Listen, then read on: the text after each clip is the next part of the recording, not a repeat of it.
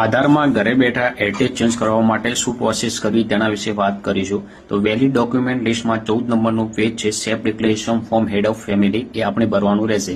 એટલે કે જો પતિના આધારમાં જે એડ્રેસ છે એ આપણા આધારમાં કરાવવું હોય તો બી ઘરે બેઠા કરી શકશો, અને મમ્મી પપ્પાના આધાર કાર્ડ પરથી આપણા આધારમાં કરવું છે તો બી તમે ઘરે બેઠા કરી શકશો.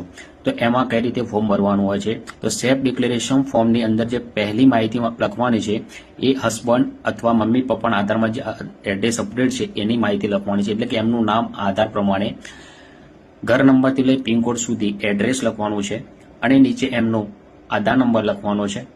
અને બીજું કે જે 3 માહિતી નીચે જે માગેલી છે એમાં જે વ્યક્તિના આધારમાં કરવાનું છે એની માહિતી લખવાની છે એઝ પર આધાર, એનો આધાર નંબર, અને ઉપરના વ્યક્તિ સાથે તેનો શું સંબંધ છે એ લખવાનું છે. અને નીચે હેડ ઓફ ફેમિલી એટલે કે જે વ્યક્તિના આધારમાં કમ્પ્લેટ છે એની સહી કરાવવાની.